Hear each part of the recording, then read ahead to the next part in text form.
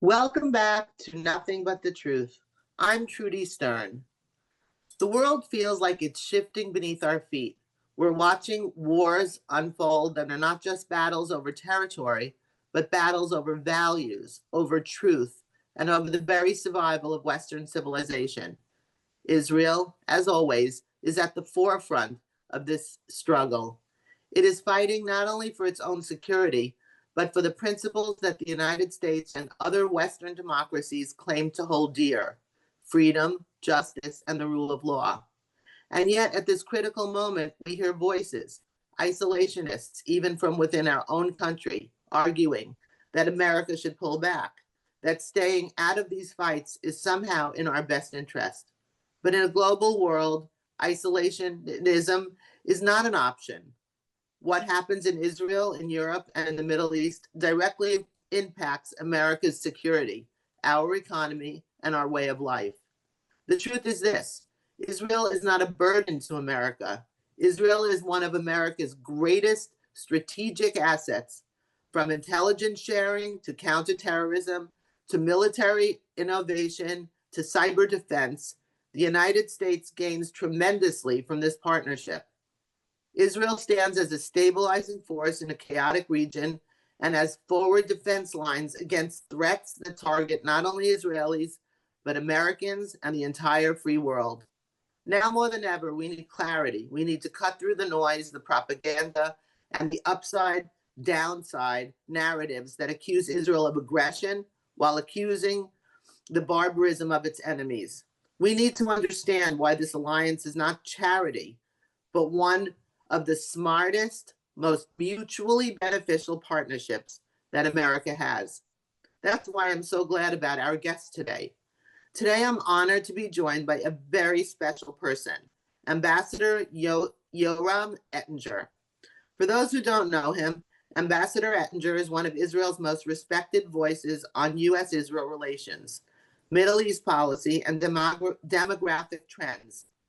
He served as Minister for Congressional Affairs at the Israeli Embassy in Washington, as Consul General of Israel to the Southwestern United States, and as Director of Israel's Government Press Office. Beyond his distinguished diplomatic career, Ambassador Ettinger has become a leading authority on the shared strategic interests of the United States and Israel. Throughout his writing, lectures, and briefings to policymakers on both sides of the Atlantic, he has consistently made the case that the United States-Israel partnership is not just about supporting an ally, it's a two-way street that strengthens both nations militarily, economically, and morally. He is also widely known for his groundbreaking demographic research, debunking the so-called demographic time bomb narrative and proving that Israel's Jewish majority is secure and growing.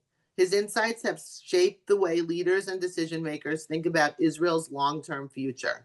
Ambassador Ettinger has a reputation for speaking hard truths with clarity, conviction, and an unshakable commitment to Israel's security and the values we share in the West.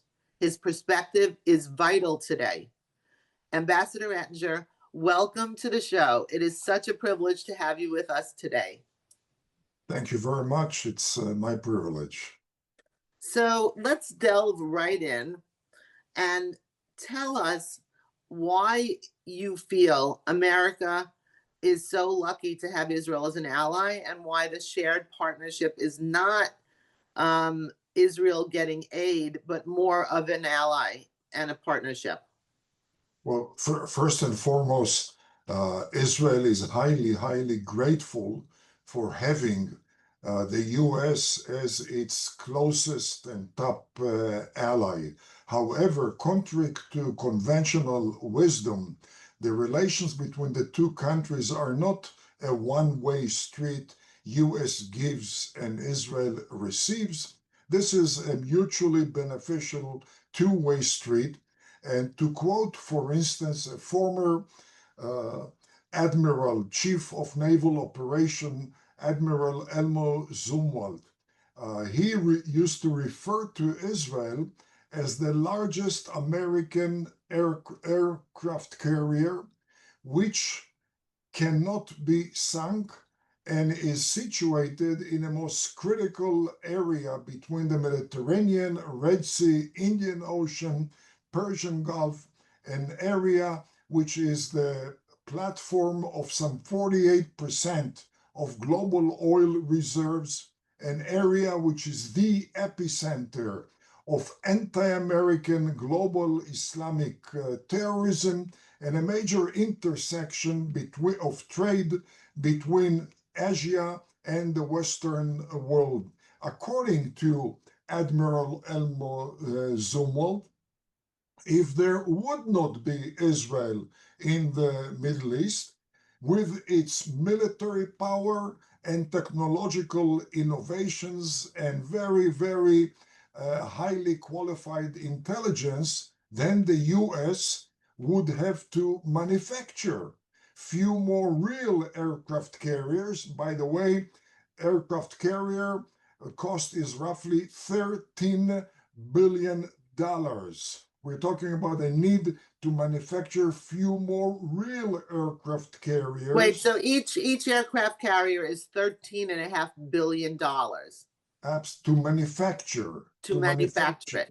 And here we're talking about the need to deploy those newly manufactured aircraft carriers to the Indian Ocean, to the Mediterranean, to replace the Jewish state, which, let's say, used to be there and used to serve as the major vanguard of American military and national security interest in the Middle East. But in addition, according to, again, Admiral Elmo Zumwalt, there would be a need to attach to those aircraft carriers also 5 or 6 ground divisions, which means few more $1 billion to deploy, to maintain, and to operate, all of which would have cost the US scores of billions of dollars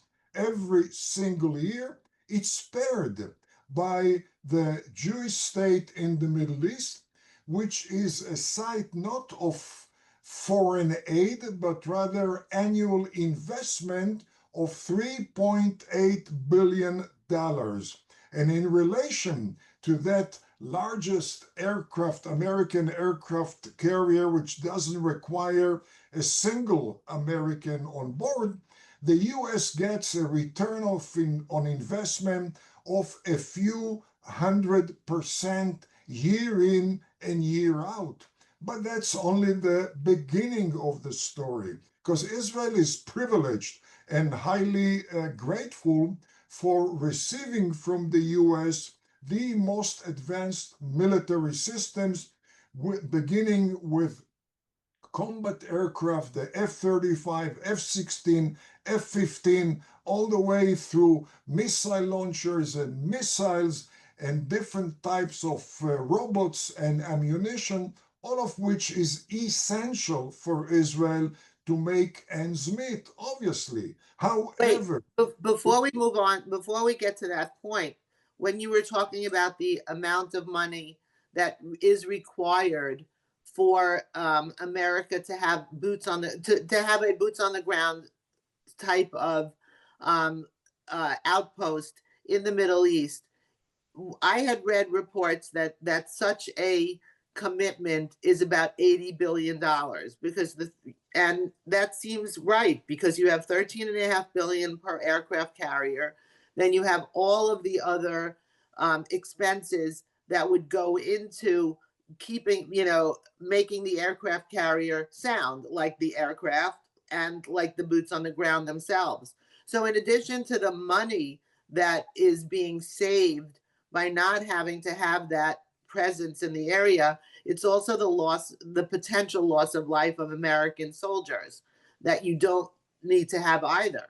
So I think one, that one, is one can compare it to NATO countries, to West Europe, where the US has some 80,000 American soldiers every year. US invests something like 37, 38 billion dollars to maintain its own bases in Europe. You have Japan and South Korea with American personnel there, something like 80,000 additional soldiers there, and certainly mega billion dollars invested there.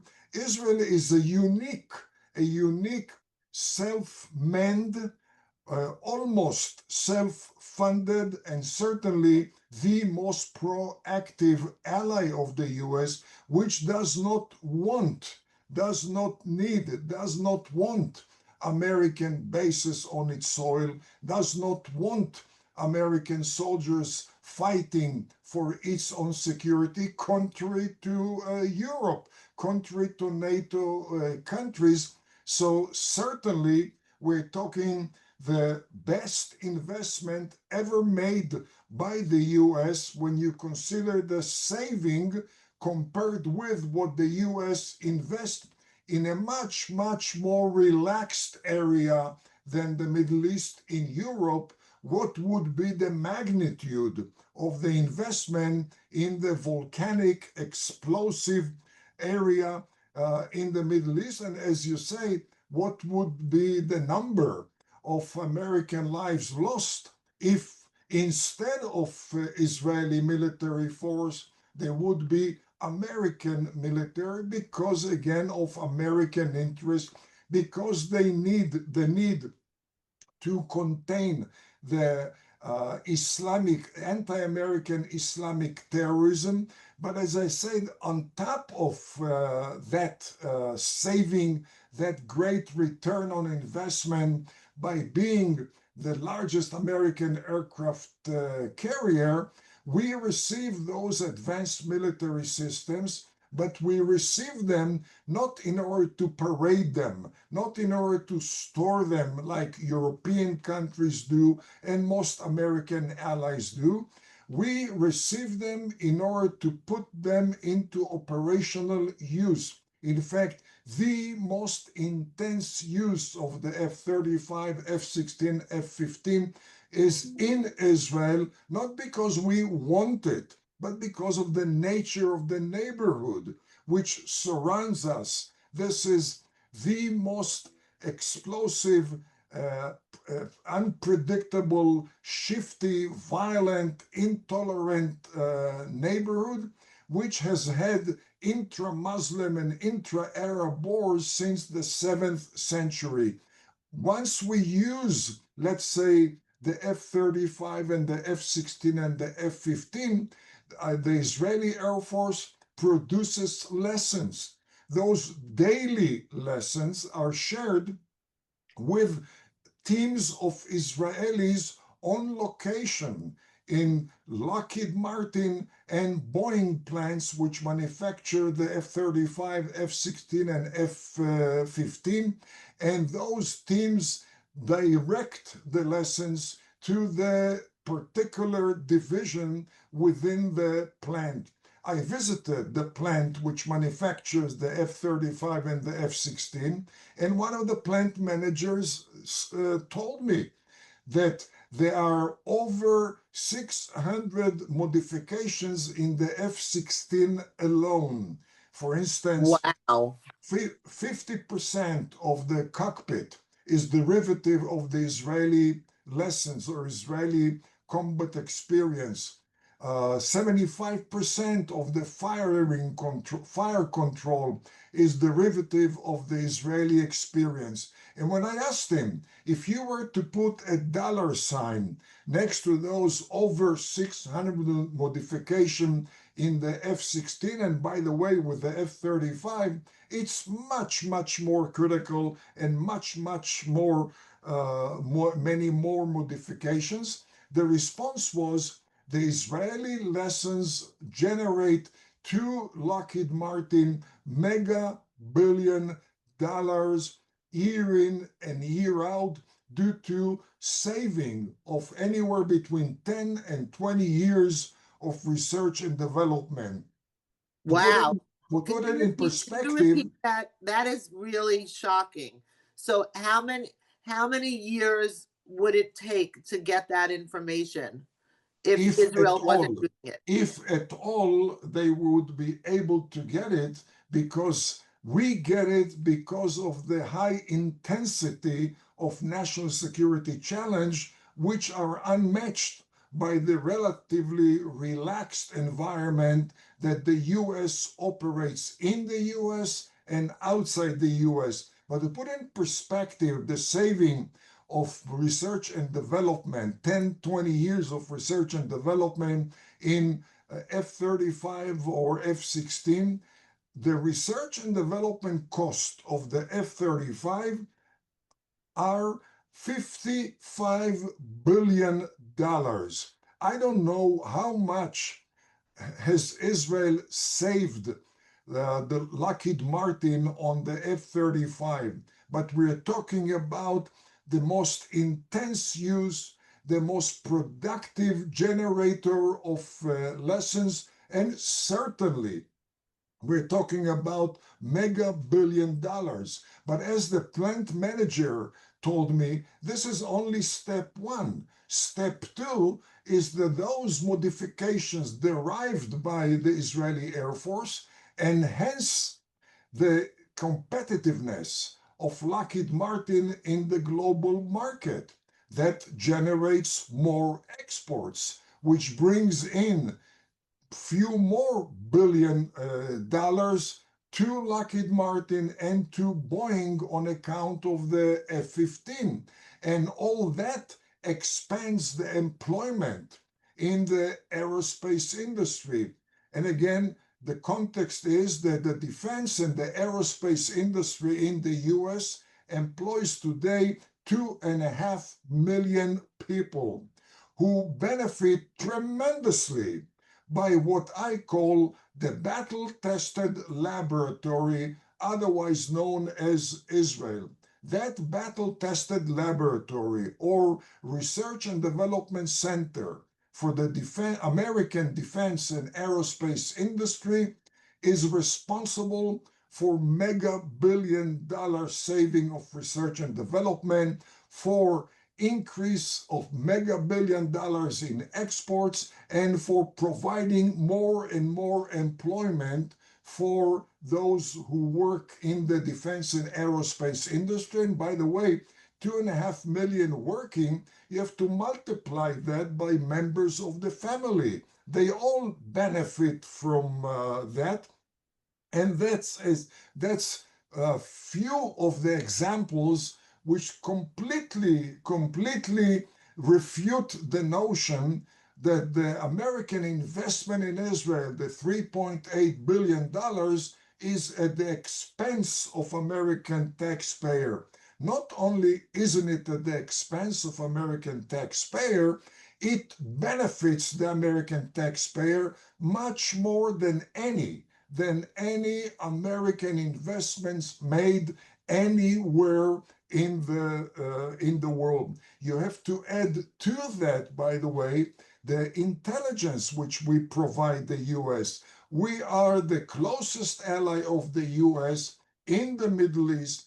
We are able to integrate ourselves into every single country in the Middle East. And we saw recently how did the Israeli intelligence perform in Iran. The US cannot do that. Again, that's due to the demography of Israel, the history of Israel.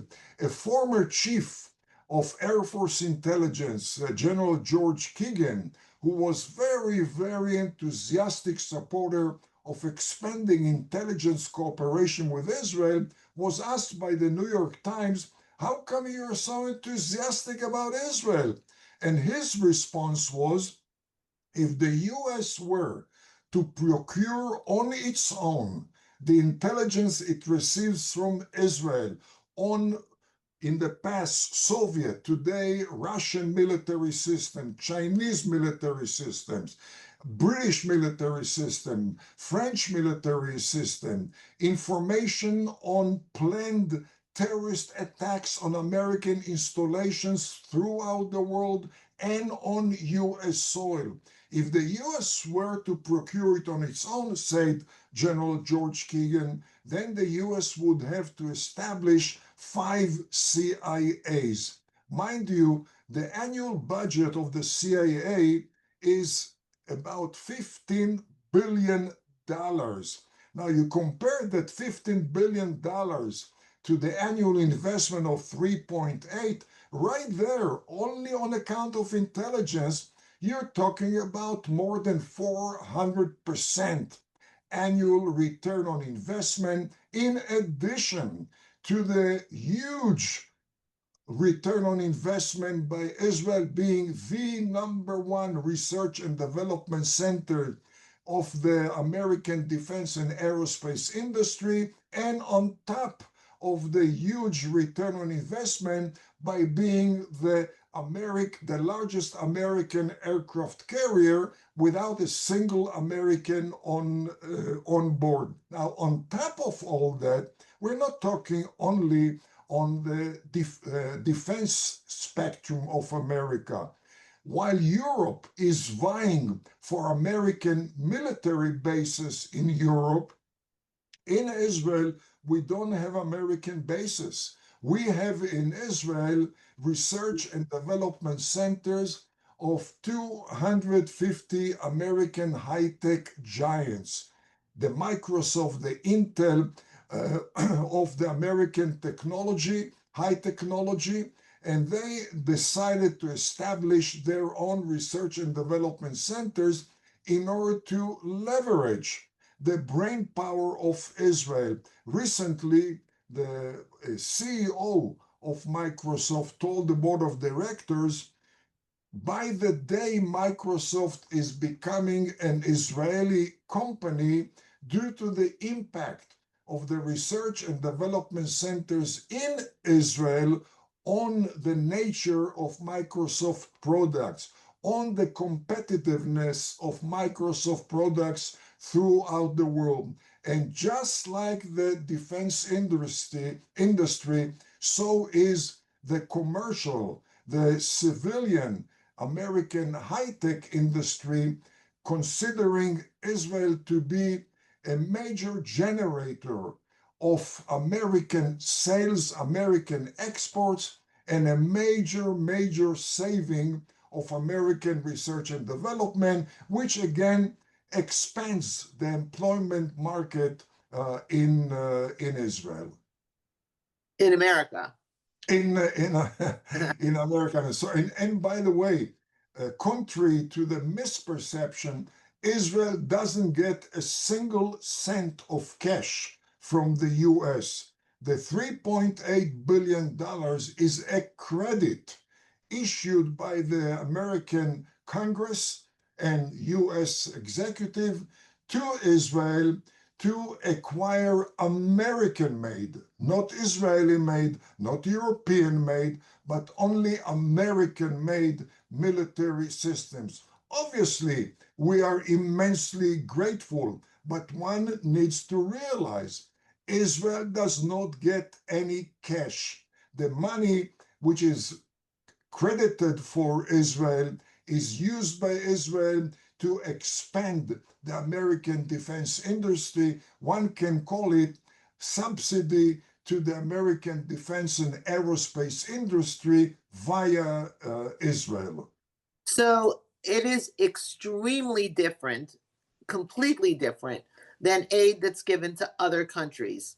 Can you speak about that? When one hears, oh, $3.8 billion in aid given to Israel, that is completely different than the aid that's given to any other country, Egypt, for example, or Jordan, or any other country, where the money is used for social needs and social welfare type of needs and given outright to those countries. Israel does not get foreign aid. The only reason this American investment in Israel has a title of foreign aid is because the American Congress, which is in charge of the purse, in charge of foreign aid, knows very well if Israel would not be among the countries receiving so-called foreign aid, there would not be congressional support for foreign aid bill. And because the U.S. executive and legislature are interested in foreign aid to third world countries in Africa and Asia, because of that need for American policymakers, they decided, in my view, to demote Israel into membership of this not very respectful group of foreign aid recipients. Israel is not foreign to America, and Israel does not receive aid. The American founding fathers based much of their philosophy, much of the American Constitution and civil liberties and the structure of American political system on biblical foundations. We are not foreign to America, and we certainly do not ask for aid and we don't receive aid. We are partners. Obviously, we are the junior partner, and the US is by far the senior partner, but we are engaged in a mutually beneficial two-way street, and I might say the traffic from Jerusalem to Washington has been busier and busier by the year, providing more and more benefits to the commercial industry in America, to the defense industry in America, and to American employees. Well, I think that your explanation of all of that is so valuable to our listeners. When we hear foreign aid to Israel now, we're going to view it with a completely different lens, and we're going to understand that this is not aid. So when we go out into our neighborhoods and into our workplaces and into our family gatherings, and we hear negative comments that we all hear about the aid that Israel is getting, we now have the tools to actually answer that intelligently. Israel is not getting aid. Israel is a beneficial partner here. And if I can add one very contemporary example, on June 13 of this year, Israel carried out a most complex, effective Air Force offensive against Iran, the largest Air Force offensive and the most complex carried since Second World War. It was carried out with the help of 200 American-made combat aircraft flown only, but only, by Israeli combat pilots. Performing this offensive, we also performed as the most advanced showroom of the American aerospace industry. Namely, there are many countries in the world that are contemplate which combat aircraft to acquire: Chinese, Russian, French, British, Italian, German, Swedish, and none of those countries have the showroom that the U.S. aerospace industry has every single day of the year, again, because of the constraints of our neighborhood. And when the countries deliberate which combat plane to acquire, they have a demonstration of the very obvious edge that is reflected by the American combat aircraft over any competition anywhere in the world. That offensive against Iran, first of all, did contribute right away to American exports, but maybe more importantly, few days later, on June 21st, the U.S. carried out a bombing offensive of three critical nuclear centers in Iran.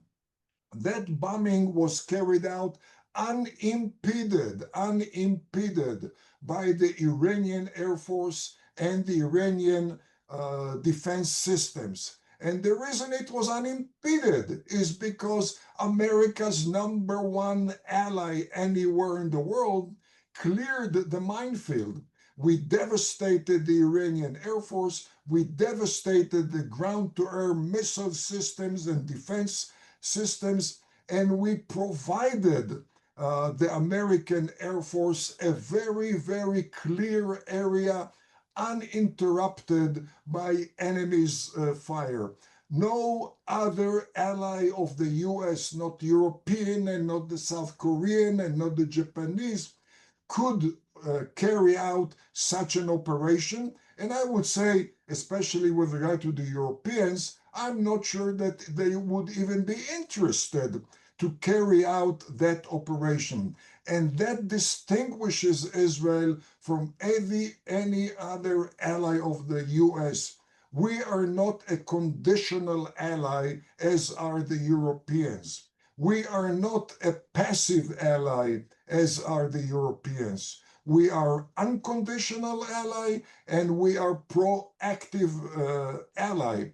And we have carried out multitude of military operations, some of them in defiance of the US, but at the end of the day, serving the best of American interest. And there are many examples, but I'll just mention one, 1981. Israel destroyed the Iraqi nuclear reactor, notwithstanding American pressure to refrain from such bombing. Indeed, we carried out the bombing and the US punished us, suspending supply of combat aircraft, suspending defense cooperation agreements, and it took the US few years to acknowledge the fact.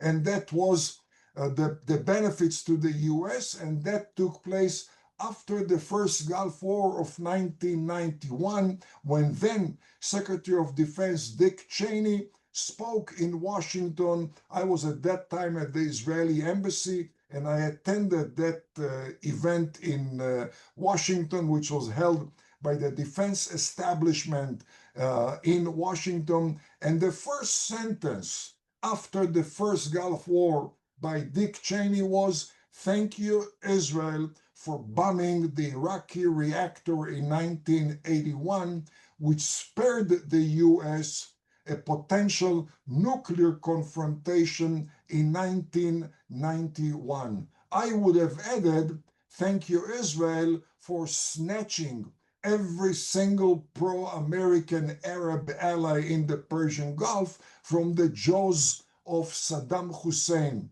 What would be the impact of Saddam Hussein proceeding from Kuwait to Saudi Arabia and the Emirates and Bahrain and taking control of almost 48% of global oil reserves?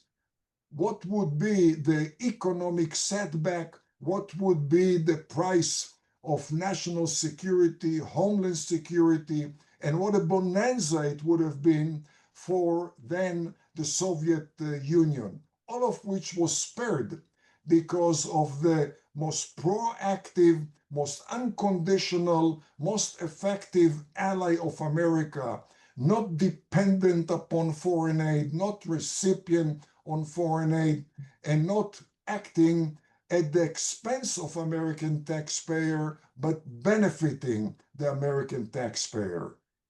Wow, the way that you frame it is so remarkable. It is so true. And I think all of us need to reframe this alliance between the United States and Israel in this way. Um, I can't even imagine if Israel wasn't there doing this heavy lifting for America. Americans would be gravely at risk. The way that you laid out the 12-day war uh, really reframed it for me, because now I see actually it wasn't America helping Israel, but Israel clearing out the airspace, opening up the field so that America could come in and do what it needed to do for America's security. I mean, let's not overlook the fact that Iran constantly is saying death to America and that America is the big Satan. So if Iran had nuclear power, it would be nuclear warheads, it would be a tremendous danger to America. So the 12-day war was, you know, equally helpful to America as it was to Israel. And they worked so seamlessly as a great partnership. Well, Trudy, there are many misperceptions, unfortunately, in the era, in the platform of public opinion. One of them is that supposedly Iran is Israel's problem, Iran is Saudi's problem, Iran is United Arab Emirates' problem.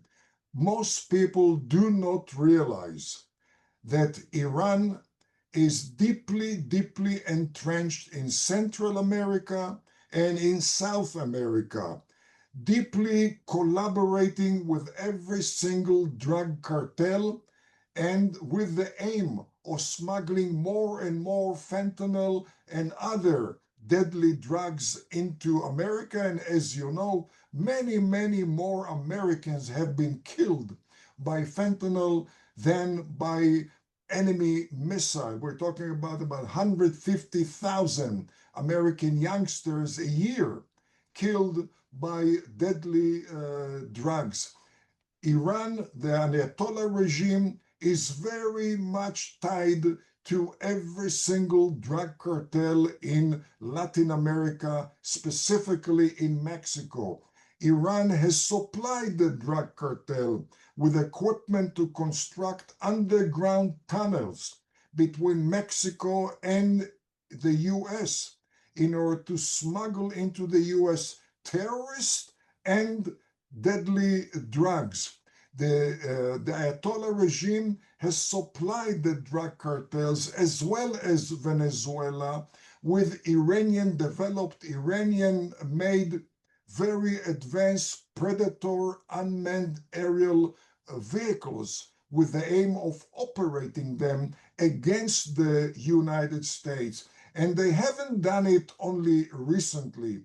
The Ayatollah regime took over control of Iran in February of 1979, and beginning 1980, they already started entrenching themselves in South America and Central America, which they correctly view as the soft underbelly of the United States. Now, it's not me, Yoram Ettinger, who is warning the US that for Iran, the US is much more important a target than in Israel. If you read 4 testimonies provided by former FBI Director Chris Wray in the House and in the Senate after the eruption of the October 2023 war.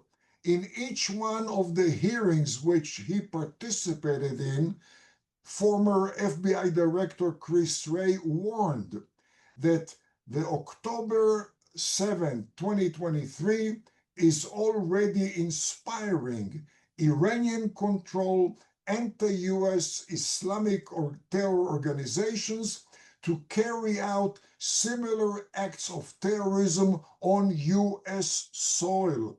If you read the threat assessment for 2025 issued by the FBI and the Department of Homeland Security and the Director of National Intelligence, each one of them underscore the fact in their mind that Ayatollah regime in Iran, together with Russia and China, are already operating through sleeper cells on US ground, planning terrorist acts against the US. Anyone who assumes that the Pacific Ocean and the Atlantic and Canada and Mexico provide a very effective wall which no one can penetrate through into the Middle East is living in La La Land. And I would say more than that. The contention by the isolationists that let's not deal with Islamic terrorism in the Middle East, with anti-American Islamic terrorism. Why? Because we don't want to be involved in extraterritorial military confrontations. Those people should realize you may want to disengage from Islamic terrorism, but Islamic terrorism does not want to disengage from the US. Islamic terrorism, whether it's Shiite or Sunni, is driven by a vision, which is a 1400-year-old vision, mandating them to bring the great American Satan to submission. And the choice is to fight that evil in the trenches of that evil of those terror organizations, or to fight them in trenches in New York and Los Angeles and San Francisco and Chicago and even in Dallas and Houston. And I would say that the power of the anti-American Islamic terrorist movement today is much more formidable than it was in 2001. And if the US allows Islamic terrorism to operate more and more in the American continent, that type of attitude could lead to terrorism which would dwarf September 11. Again, it's not my assessment. It's the FBI, Homeland Security, and Director of National Intelligence. It's the track record of Islamic terrorism. They don't care whether the president is Obama or Trump or Biden or George W. Bush. For them, it is the great American Satan which must be brought to submission. That may sound very, very delusional to many Americans, most Americans, but the terrorists take it very seriously. And again, the proof is in the very, very deadly pudding of September 11. Wow. Okay, so you have given us so many facts, so many details, and so much to think about. Ambassador, I can't even, first of all, Ambassador, this has been so eye-opening in terms of, excuse me, what we are facing in our country. And I actually just saw a report this morning that the federal government is warning that the IRGC is absolutely planning attacks on the Jewish community here in the United States, and that everybody must be on high alert.